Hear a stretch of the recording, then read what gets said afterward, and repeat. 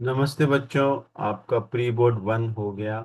मैंने करेक्शन भी कर दिया, लेकिन मैंने देखा कि आप लोगों ने उतना अच्छा नहीं लिखा। विशेषकर व्यवहारिक व्याकरण जो ग्रामर पार्ट है उसमें बहुत गलतियां की हैं आपने। देखिए, उनके उत्तर मैं आपको बता रहा हूँ और आप देखिए आपने क्या क्या गलतियां की हैं। और आगे के जो प्री बोर्ड है उसमें ये गलतियां मत कीजिए, ठीक है। सबसे पहला प्रश्न पदबंध का होता है। तो पहला प्रश्न था क्रिया पदबंध, है ना। तो यहाँ पे देखिए वाक्य के अंत में जो पदबंध होता है वही क्रिया पदबंध है। दिखाई दे रही है, ठीक है ना। बहुत सारे बच्चों ने दिखाई ही बस अंडरलाइन किया, दिखाई ही लिखा है बस, जबकि दिखाई दे रही है ये पूरा आपको लिखना पड़ेगा।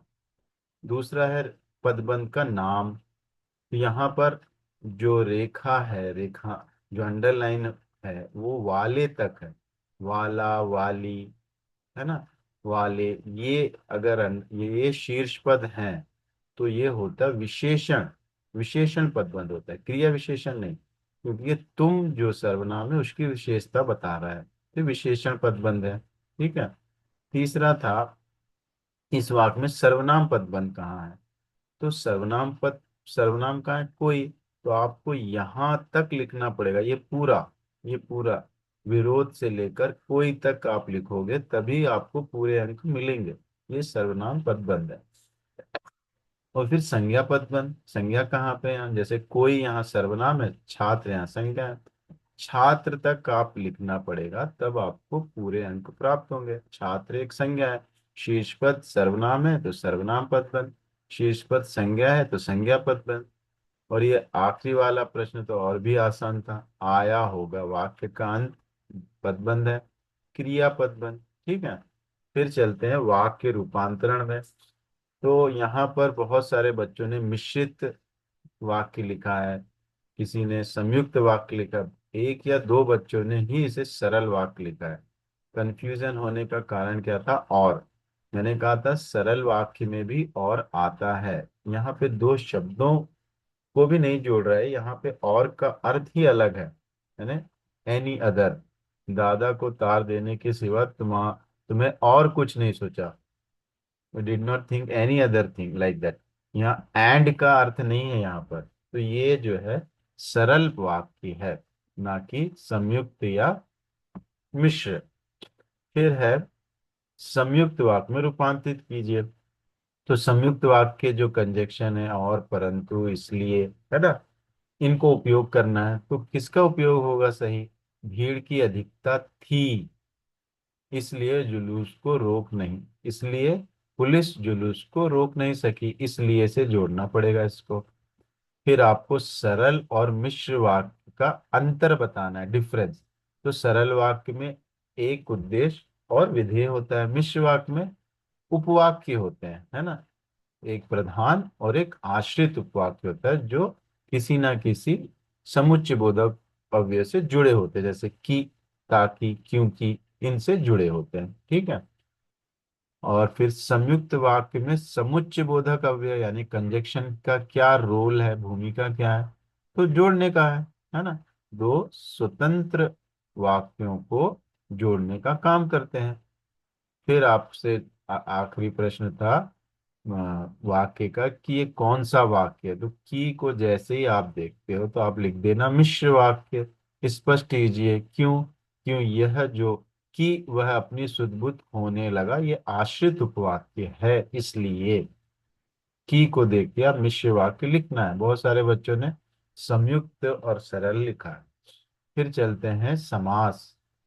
समास के प्रश्न हाँ थोड़े से कठिन थे, लेकिन अगर आप बेसिक चीजें याद रखते तो जरूर आसानी से कर सकते थे। दो तीन बच्चों ने लिखा है समासिक पद क्या है, जिसमें पूर्व पद और उत्तर पद होता है और ये संक्षिप्त रूप होता है ना, इसमें सामासिक प्रक्रिया से संक्षिप्त रूप होता है।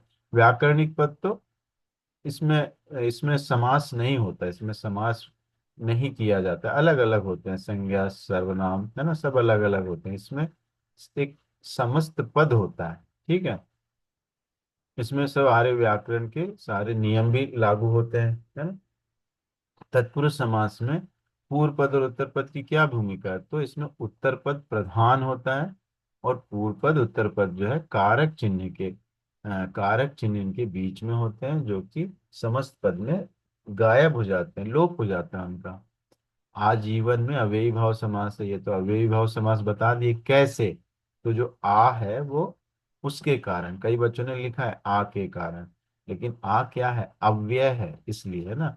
जो अव्ययी भाव समास में जो पूर्व पद होता है अव्यय होता है और वह प्रधान होता है, इसलिए ये अव्ययी भाव समास है। त्रिलोकीनाथ, तीन देखकर सबने द्विगु समास लिख दिया। द्विगु समास कैसे हो सकता है ना? इसका विग्रह करोगे तो आप तीन लोकों का नाथ का समूह ऐसा लिख सकते हो क्या? नहीं है ना। तीन लोकों का जो है नाथ विष्णु या शिव लिख सकते थे आप, है ना। तो यहाँ पर जो है बहुव्रीहि समास है, तो समास है बहुव्रीहि। द्विगु समास की विशेषता, इसका पूर्व पद संख्यावाचक विशेषण होता है ना। और यही आप बताते तो आपको एक अंक प्राप्त हो जाता था। ठीक है, फिर चलते हैं मुहावरे। मुहावरे भी बहुत ही आसान थे, आपको कठिन लगे होंगे क्योंकि आप ध्यान नहीं दे रहे हो मुहावरों पर, है ना। तो यहाँ पर देखिए, भारतीय प्रशासनिक सेवा में चयनित होने के लिए क्या करेंगे?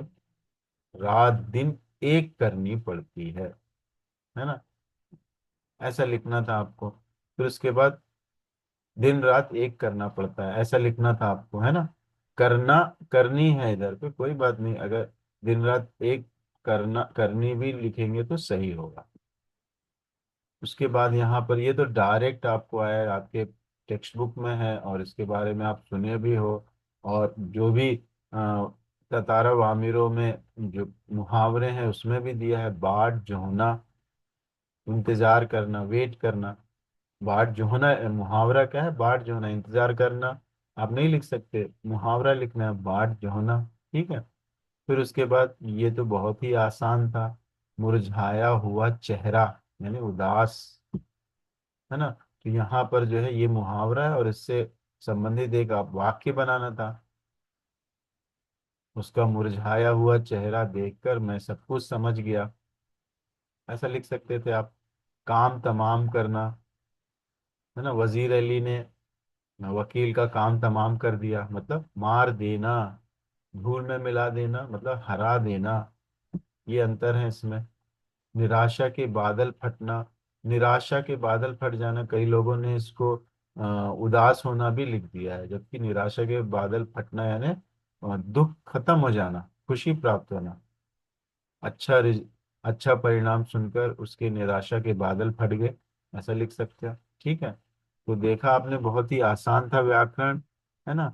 और अगर आपने थोड़ा सा और ध्यान दिया होता तो आप अच्छे से कर सकते थे। खैर, अभी भी समय है, अगर आपको कुछ डाउट है, आप बेसिक समझना चाहते हैं तो कभी भी आप मैसेज कर सकते हैं, पूछ सकते हैं। जब पाठशाला आके खाली समय में आप आके पूछ सकते हैं, हम बिल्कुल आपको समझाने के लिए तैयार हैं। ठीक है, धन्यवाद।